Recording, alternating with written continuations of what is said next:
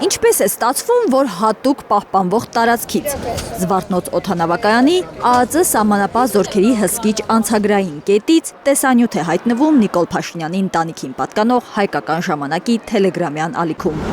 ԱԱԾ տնօրեն Անդրանիկ Սիմոնյանին պարզ հարց է տվել ընդդիմադիր պատգամավոր Գեղամ Մանուկյանը։ Նկատի ունենալով երկրորդ նախագահ Ռոբերտ Քոչարյանի հետ պատահածը։ Անձն աչքով էլ հասկանալի է։ Տեսախցիկն է, որը դրված է Զվարթնոց օդանավակայանի հսկիչ անցագրային կետում, այսինքն պատկանում է Հայաստանի Հանրապետության ազգային անվտանգության ծառայության սահմանապահ զորքերին, եւ նման գերգաղտնի կառույցից նման տեղեկատվություն, նման տեսանյութ կարող է դուրս գալ միայն բարձրագույն ղեկավարության որոշումով, ազգային անվտանգության ծառայության տնօրենի կատարմամբ եւ սահմանապահ զորքերի հրամանատարության կատարմամբ։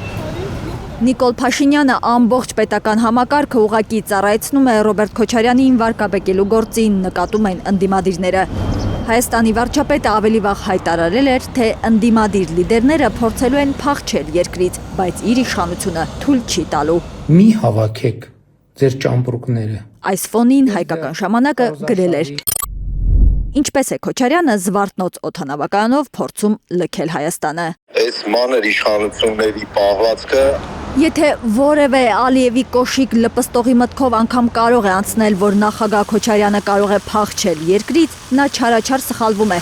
Հայաստանից փախչելու է մեկ մարդ եւ այդ մեկ մարդը Ալիևի տուզիկն է։ Եթե իհարկե բախտը բերի փախչել, արձագանքել է երկրորդ նախագահի գրասենյակի ղեկավարը։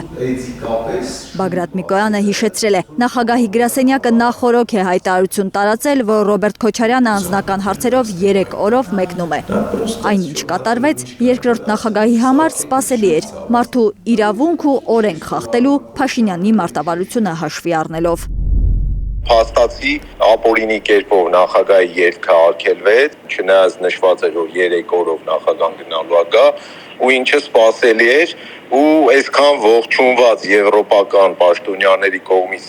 դեմոկրատիայի պատոնի դռները փաստորեն ներսից ամուր փակվել են, ու արդեն ժամանակն է խոսել դեմոկրատիայի կոնցլագերի մասին։ Եվրոպացիներին շատ բնորոշ է կոնցլագերը, իրենց դա երևի դուր է գալիս։ Առաջին անգամ չէ, որ Փաշինյանի իշխանությունը խոչընդոտում է Ռոբերտ Քոչարյանի արտասահմանյան ուղևորությունը։ Երկրորդ նախագահը նաև քարոզարշավի ժամանակ է պատմել։ 44-օրյա պատերազմի ժամանակ, երբ արդեն պարզ է եղել, որ իրավիճակը Հայաստանի օգտին չէ, որոշել է Մոսկվա գնալ, գործընկերներին համոզել կանգնեցնել պատերազմը։ Նույնիսկ այն ժամանակ դատարանի արգելք ունեի դուրս գնալու։ Դատավորը թույլատրել է երկրորդ նախագահի ելքը հանրապետությունից, բայց հանկարծ պարզվել է, որ նրա COVID թեստն է դրական։ 2020-ին ելքի համար պարտադիր պայման էր COVID բացասական թեստ ունենալը։ Քոչարյանը վստահ է, կեղծել են իր COVID թեստը, որպեսզի չկարողանա մեկնել Մոսկվա եւ փորձի իր կապերով կանգնեցնել պատերազմը։ Գնել ենք այդ rapid թեստերը։ 4-5 հատ փորձել բոլորը բացասական էր, COVID չունեի։ Նույնիսկ այդ ճանապարհով արել են ամեն ինչ, որ նույնիսկ իմ կապերով պատերազմը կանգնեցնելու հնարավորություն չունենա։ Սա դավաճանություն է սեփական երկրի ու հայրենիքի նկատմամբ, պնդում են երկրորդ նախագահի թիմակիցները։ Հայաստան դաշինքի առաջնորդի օդակայանի հատուկ պահպանվող տարածքից տեսանյութի տարածումը եզակի դեպք չէ։ Դեռ 3 տարի առաջ էր այդպես Իշխան Սաղաթելյանի օդանավակայանում գտնվելու տեսանյութ լուսանկարը հայտնվեց էլի իշխանական մեդիաներում, այսպես ասեմ, ֆեյքերի պողակի ենթակայության տակ գտնվող